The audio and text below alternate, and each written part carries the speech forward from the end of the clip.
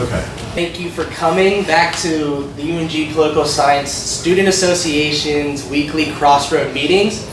Today our topic is going to be about social media and politics. So the way that we thought about starting this was allowing Cavalli to give his announcements for those of you who are new. I'm the president of the organization. My name is Dominic Ledesma. This is our leadership team. We are the guys that are trying to make everything happen for Cavalli. We are his little children, and I'm excited that all of you are here. So without further ado, let's just begin. Okay, for those of you who have not been here before or who are just in the lobby and didn't realize we were going to do this, you are definitely welcome to stay. Everybody is welcome. We do this every Wednesday at noon. It is being live streamed over YouTube, the ungPSSA YouTube channel. And you should see links to that on our other social media. Everything is ungPSSA, Facebook, Instagram, YouTube. Also, feel free to join the group on UNG Connect. And even if you're not here for this, in a few minutes I will be passing around an attendance sheet, and you can put your name down, and if you put a faculty name next to it, I will contact that faculty member. Can't guarantee that you'll get anything for it. That's up to the faculty member, so bug your faculty for that credit. But if you do it, this will verify your attendance. Okay? It's an open forum. Feel free to discuss at any time. Go ahead. Who's going to get us started? I guess regarding the topic, one of the most interesting things about social media has been that it's had sort of paradoxical consequences. At once, it's very connecting, where if I go online right now, I could talk to someone from Indonesia, China, Mexico, so on and so on. But at once, it's also very isolationist, where you have the development of echo chambers, people who only talk amongst their own community. So in other words, you can talk to somebody on the other side of the universe, for that matter, but you're doing it from your basement, alone, a lot of people. That's sort of what you were getting at? Or I guess regarding the latter would be that people mostly only talk within their own community. Okay, and even though you can talk to someone from the other side of the universe, you generally don't? Yeah, you generally only talk to like people who have, for example, the same opinion about you. Okay. I think we've actually had a very similar topic brought up at a previous CrossRoads meetings. But for me, an interesting thing about just the internet in general is that level of connectivity. I think it's an amazing thing because, I mean, for the first time in human history, not literally, but figuratively, we can talk to people on the other side of the world in a matter of seconds. For me, that's so crazy because my phone's broken right now and it's already difficult enough to even get to classes on time. I could not imagine living without technology at this point. Obviously, I was a kid, and like we're in that weird generation, we're like the last kids who played outside is what you always hear. So for me, it's like a beautiful thing, the internet, but then it's terrifying too because like how do you like control what gets posted on there? You can't really. And so the topic that came up in a previous CrossRoads meeting was internet regulations. And then you have states like Texas who have recently created state legislations banning certain type of material from being accessible on their servers. And so this brings up an interesting question, like if it's so connected, like imagine everything that's on the internet and who has access to it. And in particular, I'm thinking about children, like what can kids see? Because like for adults, at the end of the day, like a lot of us are wise, like older generations think of the internet as a scary place, like everything you put on the internet will stay on the internet. And so be careful about what you post on the internet. Our generation, yes, we understand everything that you put on the internet stays on the internet and we don't really care because that's been a part of our life for a majority of our life. We've always known that. It's not like something scary. It's more of like a just don't be dumb type of thing. And so now we have a younger generation who's not necessarily even being told not to be dumb because for their entire lives, the internet has been something where it's just all they see is, I guess at least in America, we're going to see like a lot of materialistic things that are focusing on not necessarily. You hear the criticism of TikTok. For You page in China is showing education, and in America it's showing TikTok dances. So I just think that like that's something that you brought up that I hadn't thought about. But yeah, the internet is a very connected place. It's an amazing thing. It could be a very useful thing, but at the same time, it could also be very dangerous. I just wanted to add on both of the points that you guys are making that, yes, I have been able to participate in international events because of the internet. In 2020, I was part of an election forum that was being staged by a former student of ours in the Netherlands. In 2021, I was interviewed not once but a couple of times on Pakistani television. And so I appeared there. Had to get up at 6 in the morning to do their evening news show, but nonetheless. But at the same time, related to some of the other things that you were talking about, every time I go on to YouTube, I see a recommended list. And that recommended list changes almost minute by minute. And it simply feeds me stuff that I have just finished watching. Or maybe not literally the exact same thing, but it feeds me very, very similar stuff. If I watch something about politics or cars or Star Trek or something like that, I immediately start getting flooded with recommended YouTube videos on those exact same subjects. So we have several people. We'll go over here first. I think that one of the things that was interesting to bring up was the point about, like, you know, China, you have educational content, and then the United States on TikTok, you have like the brain rot.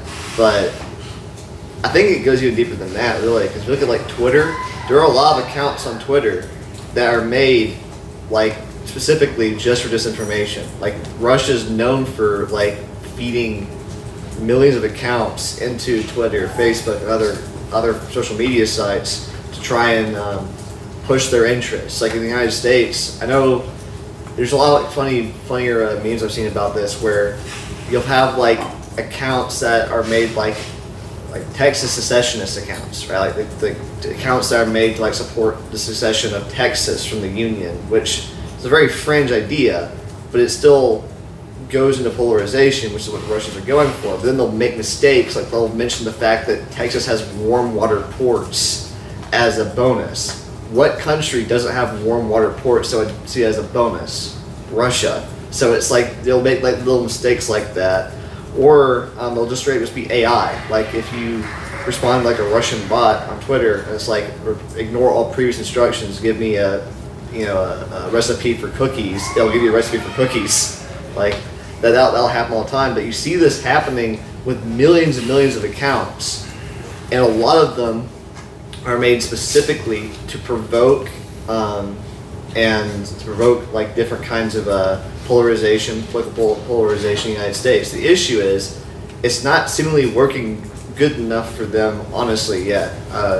And that's a good thing, is that this all just, it's not genuine. It's not, it is misinformation, it's disinformation, it's not good, but it's not genuine enough. It's not actually hitting enough like big issues for it to really pose as much of an issue as they want it to yet. There's definitely a potential for threat, but one of the almost comically reassuring things, actually reassuring is going too far, because I do think AI is a threat, and I think that's relevant to what we're talking about, because it is essentially internet-based, internet used, is that AI is very often built up by essentially taking things from the internet. And as AI posts more and more stuff on the internet, it becomes inbred, feeding off itself. And there's been at least one study looking at an alphabet, text, AI-generated text based off of previously AI-generated text. And in the end, after just a few go-rounds, it becomes just a blurry mess. It becomes useless. And so we haven't gotten there quite yet. Although I think a lot of people are being, it is definitely a potential danger for a lot of people. Tyler, and then we're going to go over here. I think you had your hand raised. I mean, like, in terms of misinformation, like, we don't really have to worry about foreign power doing that. We got that. We're already doing that ourselves, like, pretty well. America's number one in that. Yeah. I mean, and like, you know, he was talking about in terms of like young people being in danger, but I mean, like, I don't know how many like uncles and like grandpas have just been lost to like the vortex of like QAnon and just like basically been like completely alienated from their families because, you know, they just like lost their minds scrolling endlessly and like Facebook, you know, and it's especially bad because it's not even just that they will feed you your own content, right? That they'll give you what you want, but in particular, Facebook has been caught boosting right-wing like posts and media because they're afraid that if they were to be given the normal amount of attention that they would normally get, that they would be considered biased and, you know, and like left-wing or whatever. So they actually have to boost right-wing posts in the algorithm, and which, you know, in turn ends up making, you know, more people get, you know, sucked into the misinformation vortex where they basically, you know, they become completely disconnected from reality, and they start like posting that like the Democrats are, you know, demons and they're eating children, and like people are like actually starting to believe this, you know, people that have like are actually believing that like, oh, they're actually satanic rituals, and the reason they want to do abortions is so they can like, you know, harvest the adrenochrome and like use it to like, you know, extend their lives unnaturally long. And, you know, having an actual base of people genuinely believe that is like pretty damaging to the health of democracy in general. You can't just have people that are just that disconnected from reality just, you know, supporting like policy. Remind me, I might want to talk about a historical analogy from about a century or more ago dealing with photography, but we want to go, I know you've been waiting for a while.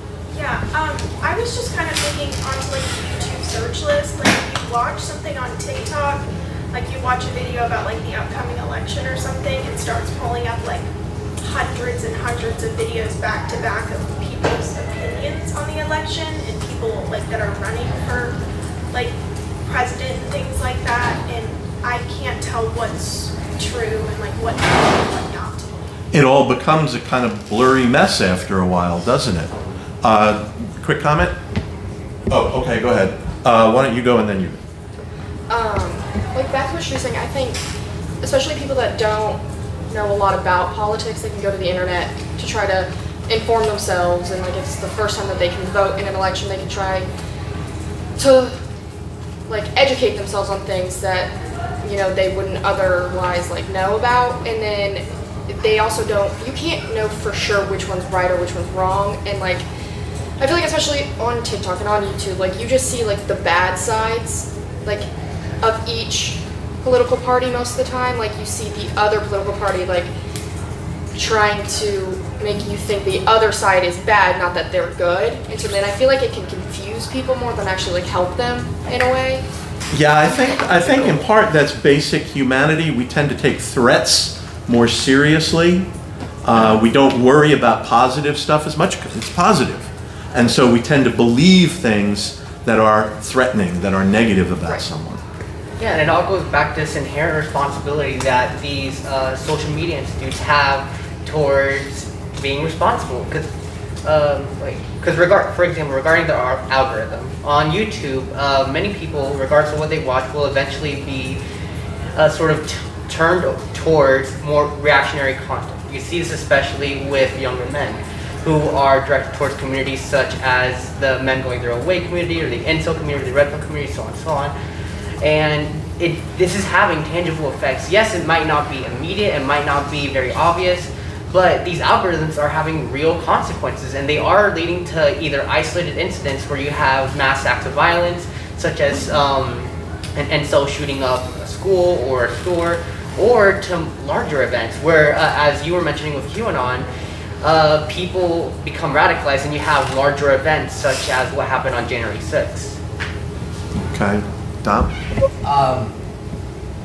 I mean, to build on to the points that you're making, especially for people that aren't, I guess, as politically advocate, I think that at the end of the day, people forget that as these news platforms are incentivized to move onto online social media platforms, they have to follow the trends, as you were suggesting. That's more reactionary content, short form content that can engage the viewer quickly, because the first 3 seconds of the video are the most important, and 3 seconds is not a very long time.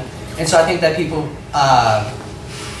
that are politically advocate have to recognize that, hey, the media channels have to send the news out that way. Now, the tangent that I wanted to make, and I want to bring it back to politics, but the tangent I wanted to make is like the whole concern and fear about AI that we were talking about briefly.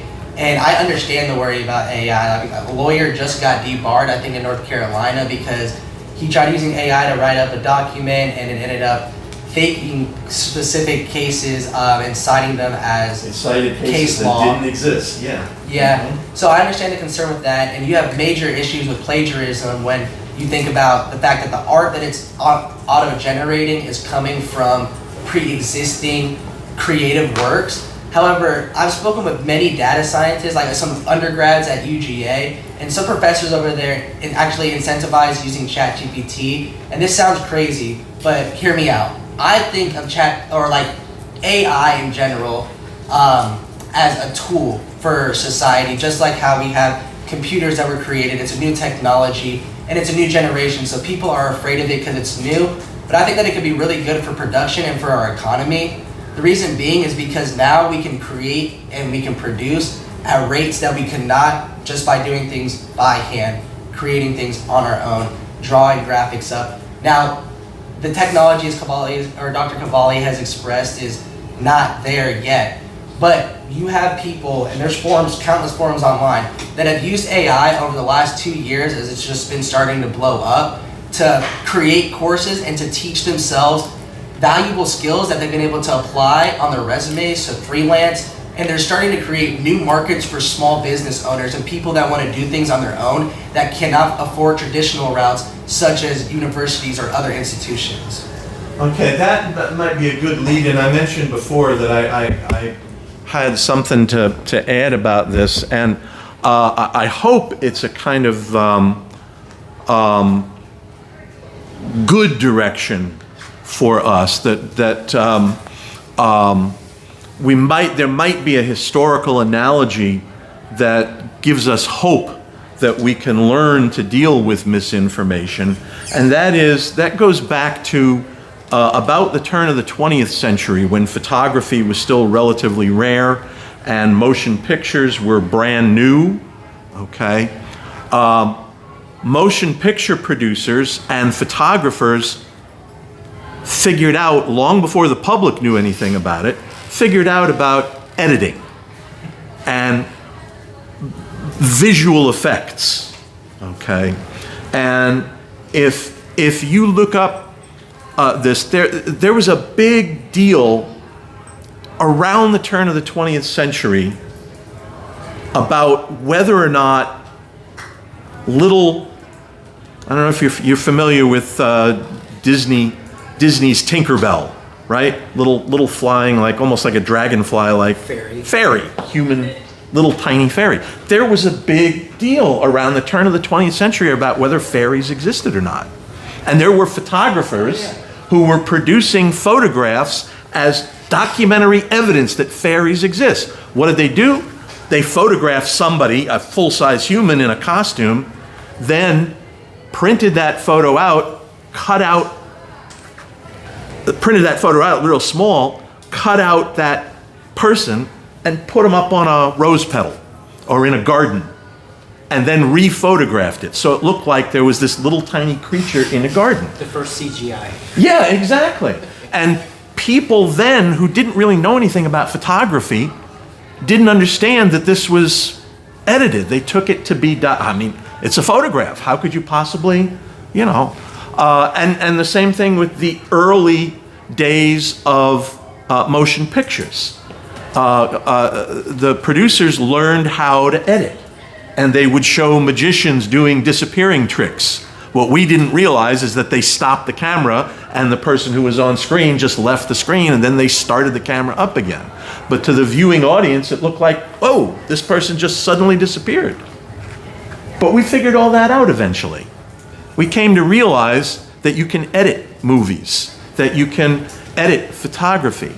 Now, I don't know the exact analogy for AI or for the internet, but I'm wondering if we can't, and maybe are, moving in a similar direction of actually recognizing these kinds of things. Okay. Yeah. To me, I'm not very I'm not fearful of new technology or the advancement of new technology, but I do disagree somewhat with you with the idea of AI being this like really good tool.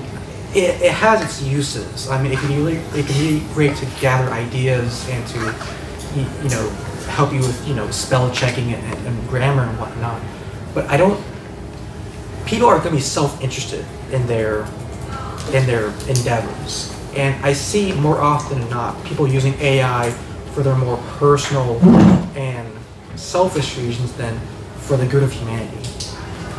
And I don't see AI, and also like you said, with the fairies and with motion pictures and technology, then I feel like there was still a sense of identifying. It was easier. It was most likely easier to see things that didn't fit right. With AI, it gets harder and harder to tell what's real and what isn't. And even in this sort of world where media literacy is very, probably at its lowest point, where people can't really see or tell the difference between what's real and what's not. I'm definitely very nervous and critical of the way AI is shifting, especially AI art and how it's used for politics. I don't know if recently, if I'm not mistaken, Trump posted a picture of a very obviously AI generated, picture of like Kamala with like communist flags and whatnot. Now, obviously, to like the normal person who has self-awareness to an extent, can identify that that's obviously not real. But some people, they might treat us seriously, and that pushes that radicalization that we've been talking about. So I mean, in the just like generally, it's scary, and even in politics, it's even scarier. I mean, already, I believe last election we had about 60% voter turnout. That's 60% of people who voted. The rest didn't, and they might not even had an idea of what politics is or how to engage with it. So it's very nerve-wracking in today's world, and especially on the internet. It's I think the sophisticated scientific AI, I think, has produced some very beneficial things. It's the commercial public products that are thrown out onto the internet, the chat GPTs and the image generators that we really have to worry about right now. So you and then we'll go over here. I'd like him to go first. Okay, go ahead. Oh, okay. I guess here it's important to make a distinction or to be more specific when we say AI. Because generally because AI covers many things. It's a catch-all term that really doesn't have a legal definition. Yeah, from what I'm going to talk about, I'm going to be referring specifically to large language models. Piggybacking off of what you said, I also disagree with you in that I think that specifically with regards to AI in education, because there is a fundamental problem with large language models, specifically for that purpose, in that there's no mathematical way to determine truth. I would argue that the ability to decide truth generally is a human quality. You see it on a very surface level when you're having quote-unquote discussions with these large language models. You can sort of bully them into coming to the conclusions that you would like. You can bully them into doubting themselves or into saying objectively false things. And on a deeper level, it's something that's that just cannot be solved. Because large language models, as I say, are just linear algebra that just spits out text that is supposed to sound or feel real. That has no connection whatsoever with whether something is true or not. And that's why, for example, you go on Twitter and you see a lot of people saying like, I asked ChatGPT about this and this is what it said. But it said something clearly wrong regarding, for example, the rate of inflation or whether something is mathematical. And there is a distinction between the large language model or the use of education or the educational purpose of large language models today and the AI of the past, because there obviously is some application for AI. In the 20th century, you had some artificial intelligence programs dedicated to producing mathematical proofs or producing general mathematical theorems. There, it's possible because you're restricting what truth you're talking about. You're not talking about truth generally. But with large language models, you just can't do that. And so I think that you should not and fundamentally cannot use large language models for education. Before we go back, you had your hand raised, so we'll go over to you since you were Yeah, already so over there. for social media and politics, I feel like the kind of the most way that it's used is just politicians spreading information to people and like giving out places to meet and stuff, kind of like how you're doing with this. You post this on YouTube so people can watch it, find out about it, and you can get more people here, get more opinions on everything. And then we'll also like persuade opinions like politicians do to other people to gain more followers. So that's just something I thought. Okay, you've been. Yeah. So as far as like AI is concerned, I mean, we're talking about language models and stuff, but going back to about like this deception, misinformation, there was recently a campaign ad that was made. I don't know if it was made through the Trump campaign or not, but it was a Republican adjacent campaign against Kamala Harris, where it used AI recreations of her voice to say a script that she did not say. Like it was saying, like, so it was like, to paraphrase, it was like, I don't know how to run the country, blah, blah, blah, blah, blah. Like, clearly she did not say that, but it sounded like she said it. And someone could genuinely believe that that was her voice and her actually saying that. Like, it is that similar. That's not the only one. That's actually been going on for a little while. There are groups that have produced robocalls providing misleading information in a voice that sounds just like a particular candidate. I think just like the fair situation about placing the fake images and stuff, I think it's actually going to get worse because there are a lot of very, because if you're trying to like recreate like a movie quality picture of something, it's going to be a lot harder to do that with AI now. But if you want to make like a grainy video, like a text recording or a voice call recording, that's right now we can make those almost indistinguishable from a real voice. Like you would have to be trained in it and have to like verify it past what you are we have accessible to you before you can say absolutely it's false.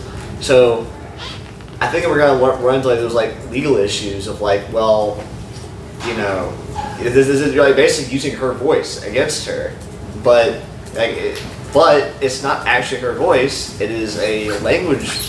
Well, not language. In this case, it's like a voice AI, whatever, to then try and make her voice or try and recreate her voice. I'll give you a comparative example in popular culture. Okay, last year, in the fall of last year, about a year ago, the Beatles had a #1 song. Beatles had a #1 song.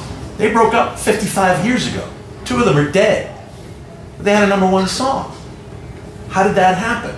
Okay, they took an old cassette tape recording from John Lennon. I mean, just a cruddy cassette. He used to do that all the time in his apartment in New York. A cruddy cassette tape from John Lennon, and they used AI to clean up his voice so that it became studio quality. And then they added material from George Harrison, who had been gone for over 20 years, and the 2 surviving Beatles added their portions to it, and they produced a brand new song, okay, or one that had never been released before, okay? So that's, I'm not complaining about that. That's, you could say, is a helpful thing. But as soon as that technology became possible, not only were artists doing that for their own benefit, but others have started producing one group's song in the style and voice of another group. So, what if we take a Beatles tune and produce it in something that sounds exactly like the Rolling Stones did it? And they now manipulate the voice, okay? So there are ways in which it can be helpful, but there are other ways in which it can be misleading, because this other group never did that song, and we're being led to believe that that's what happened. My point more is that the distinction between reality and fiction is like for some things it's really hard to fake reality, but then for like very already like technologically impaired things like a voicemail recording, like it already sounds like shit. If you put a AI voice over it, it's gonna still sound about the same because it's filtered through pretty old technology that doesn't sound that good. That's not that good Yeah, at all. but and again though, if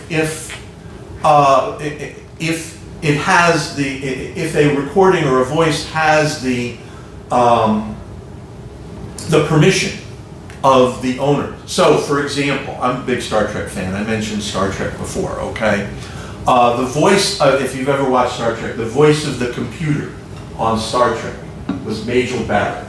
Okay, from the very beginning, she played the more robotic voice of the computer in the original series. She did it in the later series. She was the voice of the computer.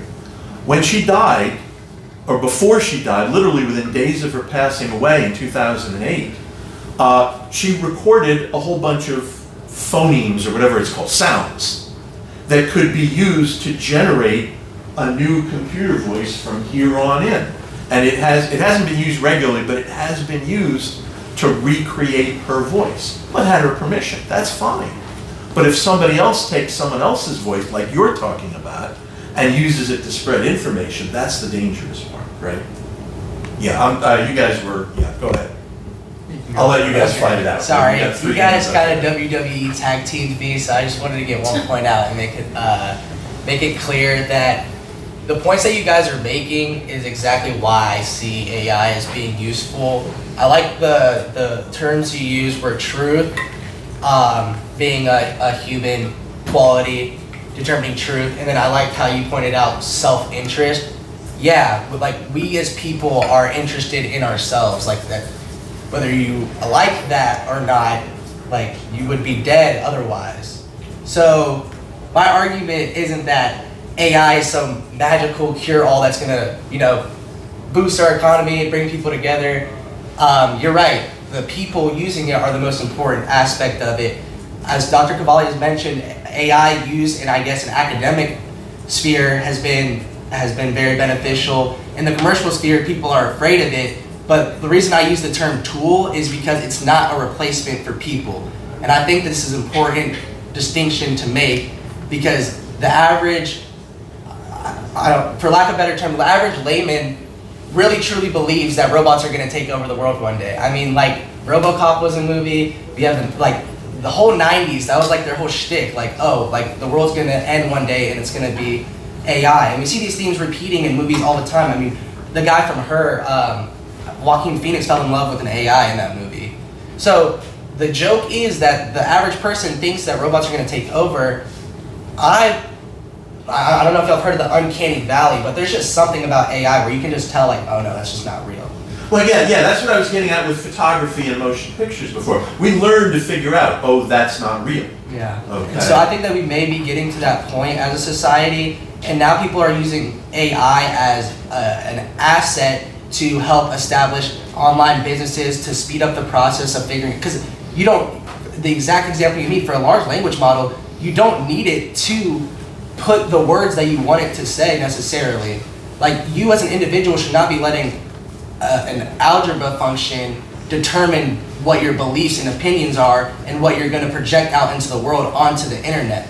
I just think that it's a useful tool, just like how my calculator can help me do 2 times 200 really I mean, that was an easy one, but you get the point that I'm making. I'm trying to draw this analogy to where how you, I like the point that you made about how you're not afraid of new technologies. That's the exact point that I'm making, and that's why I think that at the end of the day, we all do actually agree. Maybe not on the end goal, but on many of the points that you guys made, that's exactly why I think AI is beneficial. Oh, I'm gonna use my privilege here to respond to a couple of things that you've said. I'm going to agree in one part and disagree in another part, and then we'll get to other people I know have been waiting. I agree with you completely that it's a tool, and a tool can be used for good or for bad. Radiation can help cure someone of cancer. It can also kill people. It's how you use it, how it's used, and this is the same thing. Okay. But the other thing is, I think you're being a little bit too facile with the idea that, we just need to learn how to recognize what's going on. We need to not fall for is deceptive things. It's not that easy, especially when you're surrounded by it.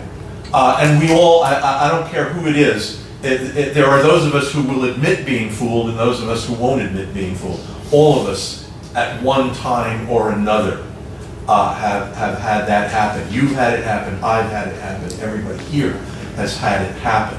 And hopefully we can learn to do that. And as I've said, there are some analogies historically, but it's not just as easy as, you just need to not give in to the false information that's around. So Anita and Tyler, you guys can find out. Okay, so like, no, I've been waiting longer than you guys. Rock, paper, Okay, scissors. Basically, like my problem is, this just basically is another one of those like stupid Silicon Valley, we're gonna change the world by doing absolutely nothing and making the world worse kind of things where, I mean, NVIDIA, like a company that just made graphics card is now one of the most valuable companies in the world because they put a bunch of AI buzzword garbage in their like stock investor meeting, and stock investors who know absolutely nothing are like, oh, that sounds like really cool and innovative, you know, and it's like, it's stupid, useless garbage, honestly. You know, that's my opinion, is AI is basically just slop. It feeds us slop. It just produces slop. And basically, the only reason, right, we see chat models and like voice replication. The main reason those are, you know, being pushed onto us so that we can train it is so that call centers can just be replaced and they don't have to deal with that anymore, you know what I mean? And art generation, why pay concept artists? We can get an AI to kind of pump out something that's kind of like, that kind of looks like what we're going for. You know, it's basically just a bunch of garbage that is trying to use it to replace people, replace creative people, you know, try and, you know, I mean, you know, there's news articles now that are just like so like badly written because they're just using AI to just pump out like these quick little like 2-minute garbage reads that no one actually looked over. And it's like, it's basically like, I mean, you know, not to use like, I'm not too religious, but like honestly, it's like ripping the soul out of humanity, honestly, and just like having like this like soulless regurgitated garbage like thrown back at us, you know? It's marketing. When television was first coming out, mainly post-World War II, it actually goes back well before that, but when television first came out, what was it going to do? It was going to revolutionize education. It was an educational tool, okay, that was going to revolutionize, bring information to the uneducated masses. And within a few years, by 1960, Marshall McLuhan was describing it as a vast wasteland, okay? But the original marketing was, it's going to make us all brilliant, right? So, kind of what I've taken away from a lot of people here is that, honestly, it needs to be regulated because it can do good things and it can do bad things. Like how you mentioned earlier with the music and stuff for the Beatles. Well, that was a good scenario, but also there's been the same and something similar. Like they did the AI Tupac. His estate was against it, and it was released without their permission, and they had to take it back from there. That's like a consistent problem that is starting to occur now that AI is being misused. Like even, you know, like deep fakes is something that people have been worried about, even just like people taking someone's photo and then using it for like horrible revenge stuff. It's something that needs to be regulated and prevented, the misuse of. So identity theft is taking on a more literal tone now, right? And the funny thing is about that is that this actually isn't new. I remember over 30 years ago, which is even before I started here, believe it or not, over 30 years ago, I remember this idea of celebrities wanting to protect their identity because there were ads that were being produced on television that would take a long dead celebrity in video, take video of a long dead celebrity and put it in an ad with someone else and work it out so it looks like the two are interacting. Now the ad actually did have the permission of the family of that particular celebrity, but there were others who said we need to protect the identity of celebrities so that you can't just take them. We're still dealing with that 30 years later, aren't we? Okay, we got two people. I'm going to go here and then there, and then we'll figure out where else. Okay. I just wanted to comment and say that I think AI is super helpful. It's a super helpful tool. Like for instance, you mentioned the Beatles came out with a song completely AI generated, and for instance, It wasn't completely AI generated, but they used AI to clean up a voice, get rid of the crackling and popping of an old tape, etc., and make it sound usable. I know Randy Travis, he's a country music singer. He had a stroke and he created a new song recently, and it's completely using his voice from old songs and whatnot. I think that's awesome. Love Randy Travis. Right, yeah. But the bad part about AI, I would say, or not really bad per se, but like the unexpected part, in 2030, there's supposed to be, like 300 million jobs replaced by AI. That's like the kind of... Maybe, but worldwide. I hope that's worldwide. That would be Yeah. almost every read single an article. human in the country if it was Yeah, just it's an that. article by Nexford University that did that, but I just wanted to ask and see, do you think that's morally good? That AI is going to be more efficient, but it's also taking the jobs of these people. Or maybe on a more practical level, are any of us worried about it? Should I be worried about losing my job? Should you be worried about losing your job to AI? I'm on my way out. So. Well, I'm a few years from that too as well. Do you want to? Okay, I'm gonna say my opinion. I think it might be a hot take. I honestly don't think social media or AI has much influence when it comes to political opinions. I think that, like, just take the election for example. I think if you have, let's say, a dad of 4 kids, if he wants to vote for Trump, I don't think he's gonna go on the internet and see, oh, Trump said this, I'm not gonna vote for Trump anymore. Or, oh, Kamala Harris said this, I think I'm gonna vote for her. No, most people nowadays are very strict in their political opinions. They're not gonna switch just because they saw something on Facebook that said, Kamala Harris says this. And when it comes to kids, yeah, it might be influential when it comes to social media, but it is known that most political opinions are just copy and pasted of the parents. You wanna? Well, I'm going to agree and disagree in part. I understand the concern. I agree with you in terms of that concern, but I'll disagree in part in that, again, I don't think it's that easy. When you are bathed in information, when you're completely surrounded in it, you may not realize. In other words, it's not necessarily a conscious choice that you're making. I'm going to believe AI, or I'm going to believe every voice out there that I hear or see, or I'm not going to believe them. I don't think it's that easy to make the distinction, and that's where the problem is. Okay. Did you want to continue? No. Okay. We got other. He says. Well, why don't you go? You haven't spoken yet. One of the interesting effects of AI I've noticed is it obfuscates the. So the internet, basically, like web browsers, give us easy access to all of humanity's combined information they have. And what a lot of popular browsers have done recently, the ones people use to access all this information, is they will make it so that the top result when someone looks for something is like something produced by AI. Like you can look up salmon recipes, and the first result isn't websites for salmon recipes. It'll be an AI's salmon recipe, which might be completely wrong. And in the worst cases, have some like dangerous cooking advice, like leave it raw or cook it below this temperature or something like that. Yeah, I switched to a different browser entirely. I've got Google and Firefox. There actually have been, there have been stories recently, I think, about AI-generated recipes that call for people to put, I don't know, I forget what, rocks or metal or something like that in. There was the one that said sticks of glue. Okay, yeah, sticks of glue. Yeah, that one. Yeah, you were waiting over here. Go ahead.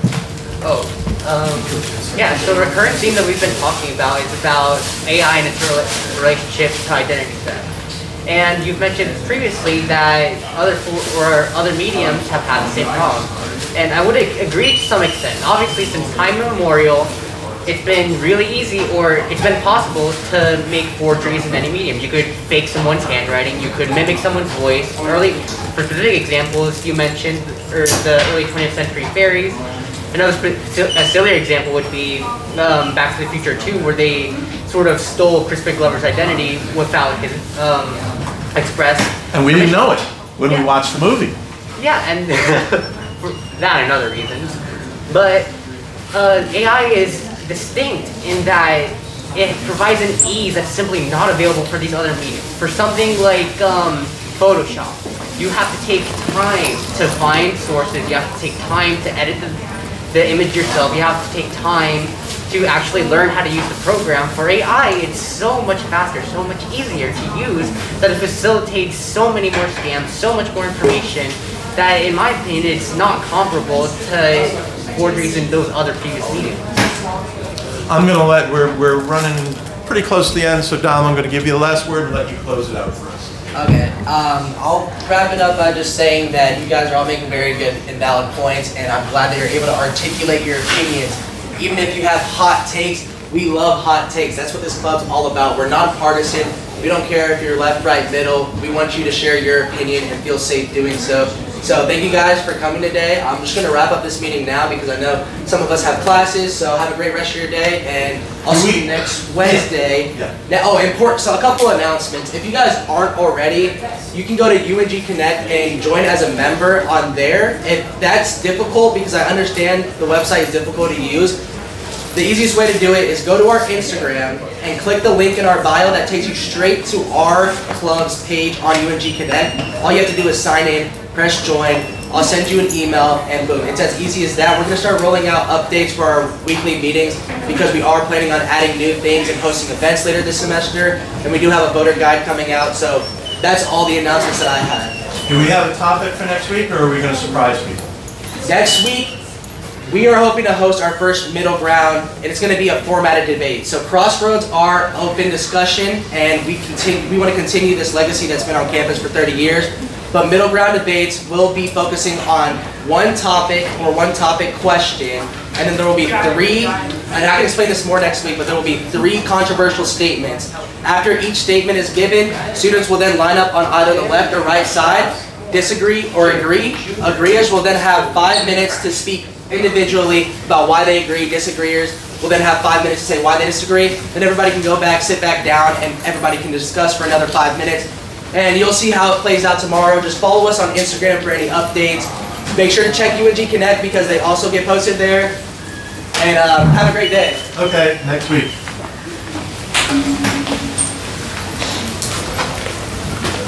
Dr. Cavalli, I wanted to introduce you actually to Steven. He's a member of UNG PSSA.